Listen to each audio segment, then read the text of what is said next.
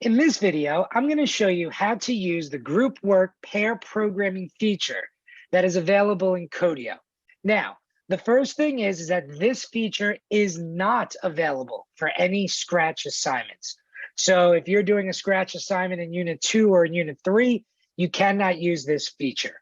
But this is a really important feature, especially when you're doing the unit projects, because they're supposed to be done in groups in the spirit of project-based learning. So to demo this feature, I'm going to use the Unit 1 Password Generator project in our CSP course. But obviously, you can use this in CSA as well. So you'll see here, I'm in the settings of the assignment. And if I scroll down, I'm going to get to the part that says Group Work Paired Programming. And that's right over here. Okay. And all you have to do in order to turn an assignment into a group work paired programming assignment is just click this toggle on. Now, the minute this happens, you'll notice that you have a shared focus toggle that appears and then number of students. Now, let's actually start with number of students. You can make the number of students as many as you want. Let's make it 4. Now, remember, that's 4 students. One is going to be the driver. The other 3 are going to be navigators, because that's how true pair programming works. There's a driver and a navigator. So keep that in mind. There'll always be one driver and then as many navigators as you want to add to the group. Now, the other thing to remember is it's only the driver's work that is being saved. Each student on their side will have a little toggle that says driver or navigator. If they're a navigator, their work will not be saved. The work that's being saved is the driver. So please keep that in mind. Now, the other toggle you see is shared focus. Shared focus means that the navigator sees exactly what the driver sees. Shared focus prevents students in the navigator role from manipulating their view. They can't change the guide pages, open other codes, etc. So that's up to you whether you want to use the shared focus feature. So now let me show you how this works.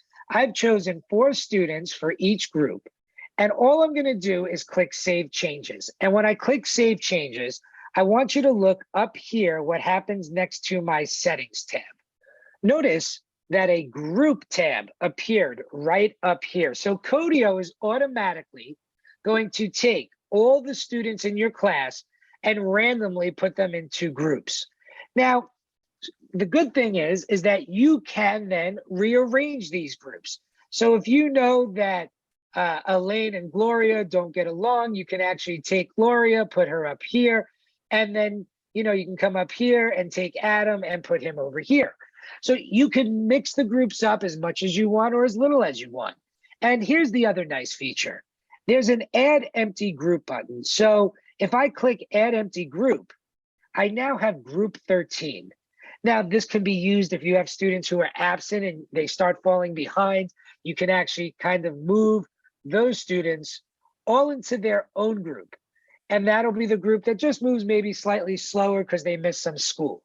So this is a really cool feature, the group work paired programming feature. And Codio does a lot of work behind the scenes for the groups for you. So let's click back to our Settings tab.